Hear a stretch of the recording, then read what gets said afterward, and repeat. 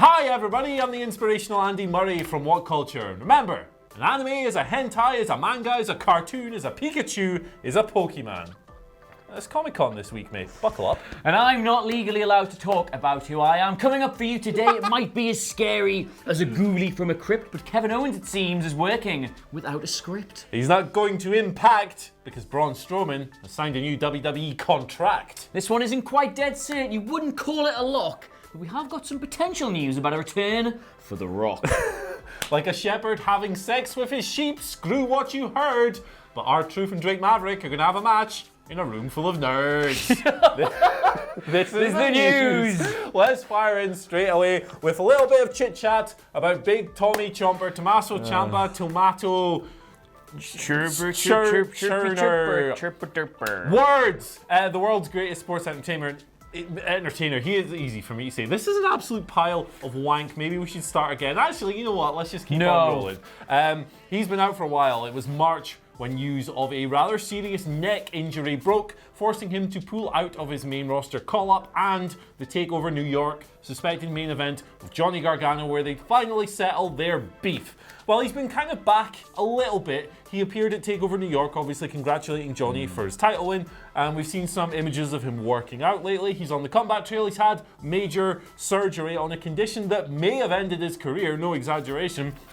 And while we still don't know exactly what the future holds for Mr. Ciampa, he has given a new interview here with Sports Illustrated in which he appears to shoot down the idea of a main roster call-up. He says, and I quote, "I don't know if people think I'm going to Raw or SmackDown, but here's a spoiler. I'm not. I'm going to NXT, and if somebody tries to tell me to do anything else, I'm answering them with a no."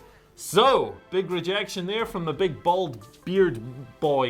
Yeah, when I read this at first, I was like, oh, is this a little bit of work? Like, it seems more of a character thing, but of course he has dropped that like uber heel character since he got injured. We've seen him celebrating with Gargano during his first title wins. He's kind of been more about the comeback trail. He's been showing more of his real life on social media. He's been recovering, and the fact of the matter is with this, whenever he does come back, he's on borrowed time. Like, I think we all know that. The severity of the neck injury means he's not got, you know, years and years and years ahead of him, most likely. So I could almost imagine him sitting down with the company and saying, look, I've done my best work in NXT. I don't really feel like I'd have time to make a proper impact on the main roster. You'd have to throw me in right at the top of the card, and obviously I don't want to do that. Yeah. I could genuinely see him saying, look, I would like another year or two in NXT. You can use me to get some up-and-coming guys over. Maybe we can do the one last Gargano match sometime down the road.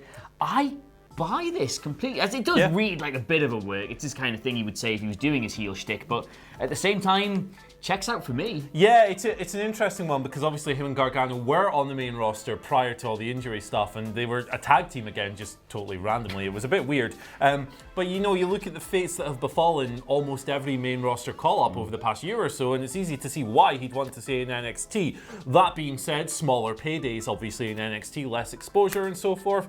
It's also, like, you know, to play devil's advocate, it's also hard to imagine that Tommy Chomper has the power to just say, no, I'm not going. I imagine if they put a gun to his head, he'd either die or he'd have to go. I was going to say, there's not much I wouldn't do with a gun to my head. No, Brian Pillman stuff. It's an interesting situation. I'd rather see him in NXT when he comes back, so let's see what comes of it. It's one of those, you've got to kind of assume, we do know he's very close to Triple H, probably one of the strongest working relationships of anybody in NXT, and again, the schedule of going up to the main roster, I mean, I don't think it's any coincidence to say that, you know, he was kind of on the bit of a knife edge to go with this injury, and then they threw him onto the main roster while keeping him in NXT, and then lo and behold, he needed the surgery rather quickly. I think the schedule would suit him a lot better, especially with the injury. I think the work rate would suit him a lot better, especially with the injury. I think the character fits better down there, and yeah, I hope he's right about this. I'd rather see him there than just throw him up to the main roster for a year. 100%. Can we do some more stuff? Yeah, let's do Speaking some stuff. Speaking of sort of NXT, the Performance Center is a thing that is related to NXT, and that kind of works. So big news, today's massive headline, sprawl it all over the internet, write it on your chest in baked beans. The Rock is back in WWE's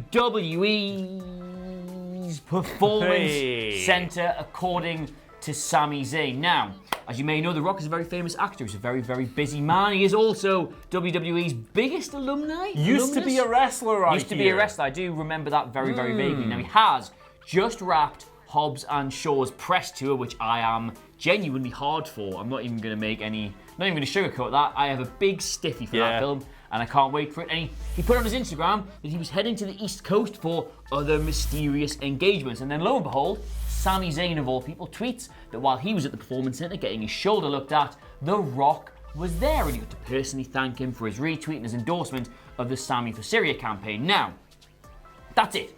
That's literally it. That's literally all that is. However, you can expect a lot of this between now and October, November, say, because, well, they're going to rebrand SmackDown. They're going to relaunch SmackDown, and they have big plans for it. We know they want special guests. We know they want big surprises. We know they want to make this feel like the biggest thing going.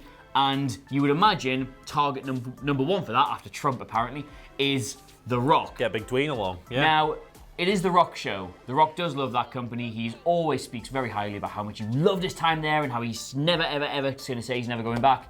I would imagine you're going to get loads and loads of The Rock is back in WWE stories between now and the relaunch of SmackDown. Probably even after that as well. Now, we don't know why he was there, if indeed he was. Sami Zayn could be pulling all of our legs on this. I don't think I've got that on camera.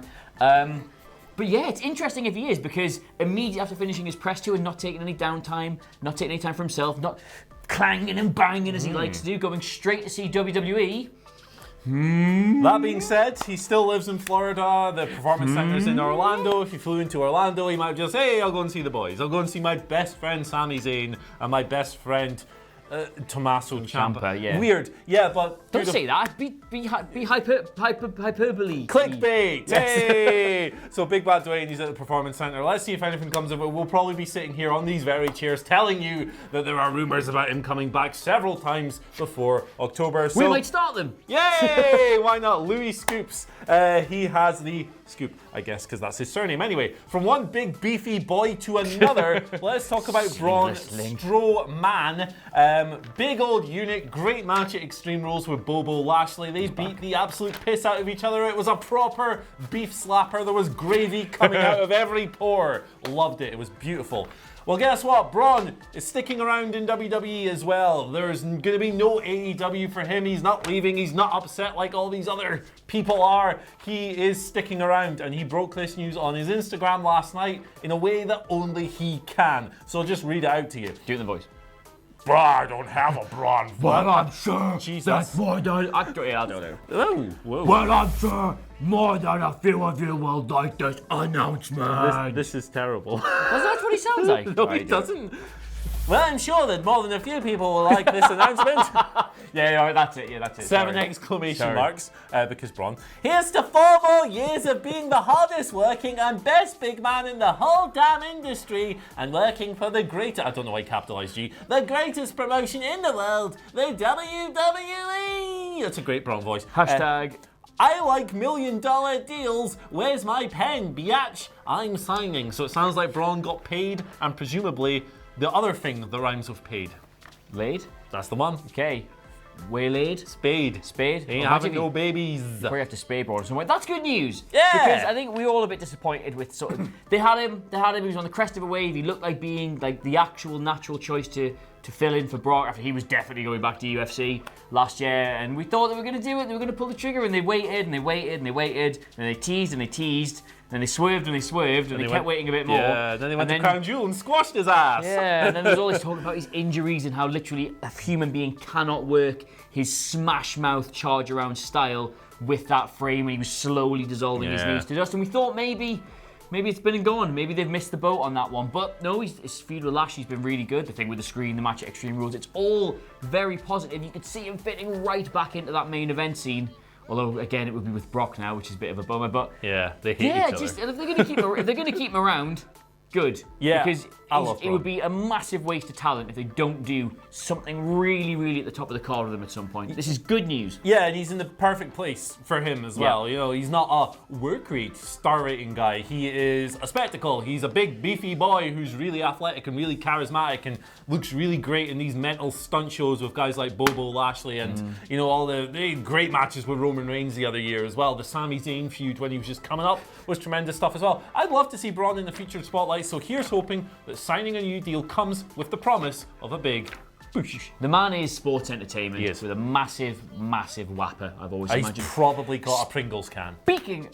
Josh Brown's can of hairspray there. There you go. With the cap still on, I There imagine. you go. Anyway, speaking of someone who didn't have a particularly good feud with Braun Strowman, Kevin Owens. That would be a chode, wouldn't That'd it? be awful, that. Kevin Owens, he's in the news today because you may have noticed, this won't have escaped your attention, that he's been really bloody good lately. Yeah. Really, really bloody Sexy good. Kev. His return wasn't great initially. It was like, oh, here we go, they're going to tread water with him. They're probably going to do something with Sami Zayn again.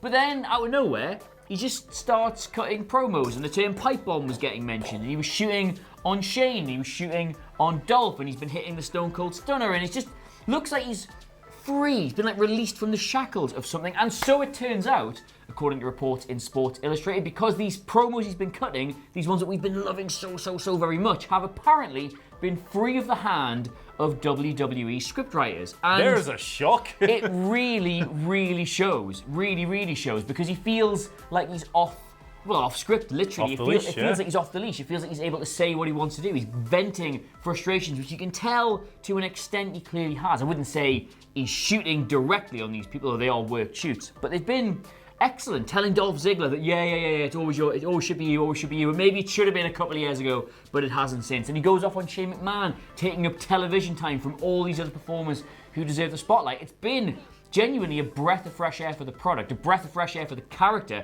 and a breath of fresh air for television in general. And it is of zero surprise whatsoever to find out that he is the man who is coming up with these. Apparently he's getting bullet points from backstage, but that is the extent of it. This is all him. Yeah. I love this. Why can't they do it for everyone else? Cutting promos the old school way. Here's some bullet points, put your spin on it, make it come across well in your personality and your voice, which you can't do when there when there is an army of stupid sitcom writers in a room giving you your words, as you know, Dean Ambrose expressed his frustrations on that Talk is Jericho podcast. No, great stuff. It shows the level of trust they have in Kevin Owens, and they should, because the guy is really charismatic, he's really witty, he's a great personality. He is someone who could be a lot more over than he currently is, and he is still really over, if he had the opportunity to just be himself. And this is one of the things we constantly get on at WWE for. Let them do their thing on the microphone.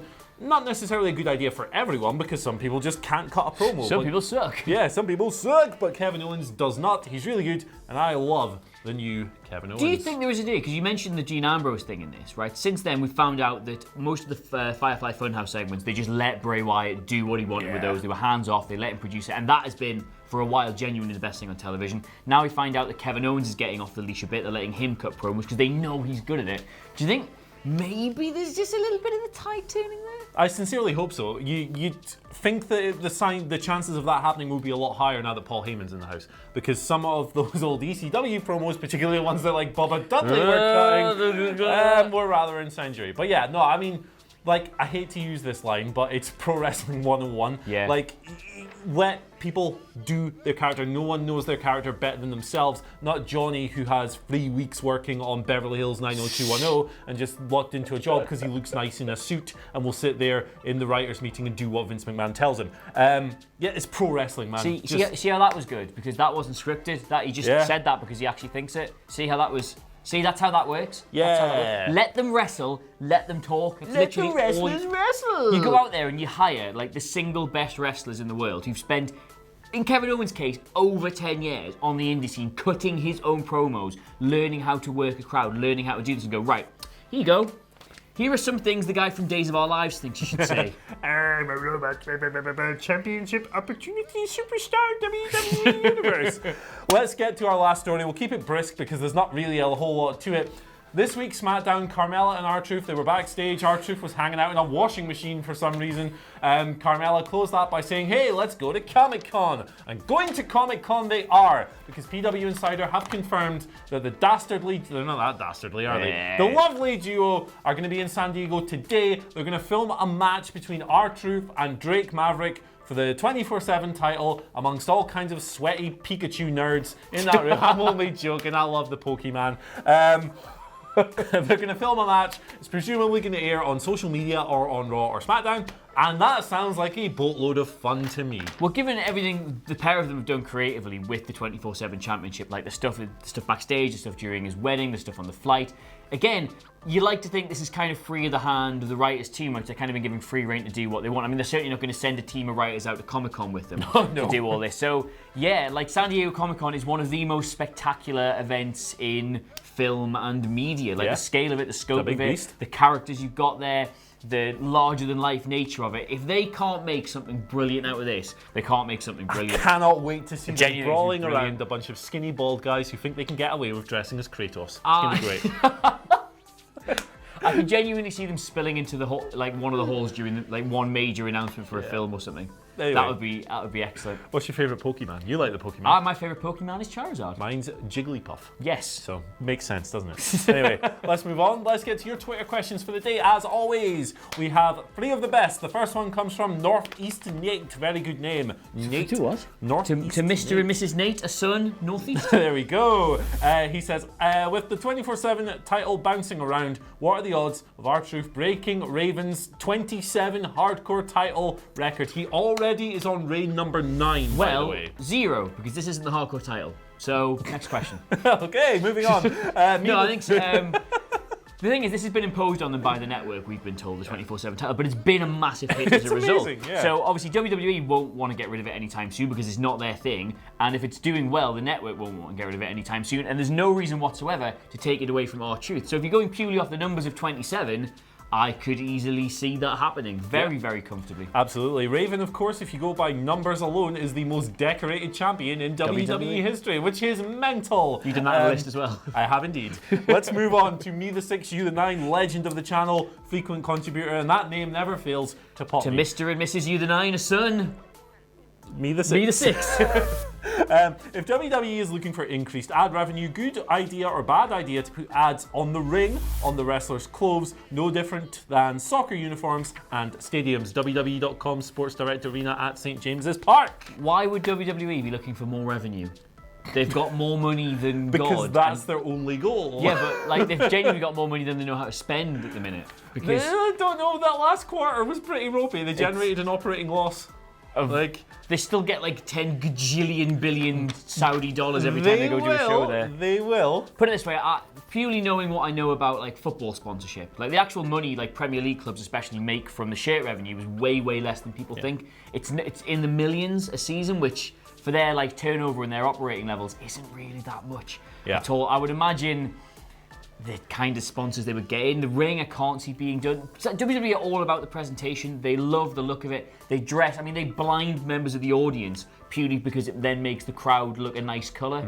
I can't see that happening at all. I actually disagree with you a little bit, which is a rarity in these Q&A sections. I think that with the current way like the business is calibrated, George Barrios and Michelle Watson, they are dead set on squeezing every penny they can out of the remaining fans and what they can with the product. They've seemingly given up on growing the audience and they're going to try and milk it for all it's worth. I could definitely see a situation where they start putting little logos here and there. They're pretty shameless.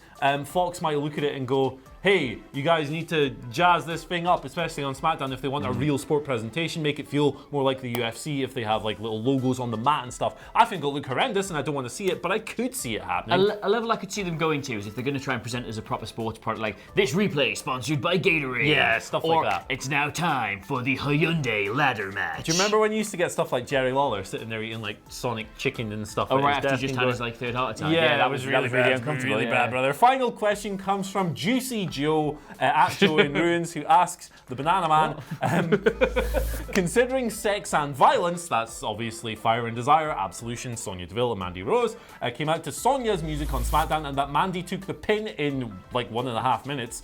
Do you think that we are going to get a push for the Pride Fighter, best nickname in the company, by the way? Eat that comment section. Maybe even her finding her way into the championship match at SummerSlam. Sonya Deville, big push.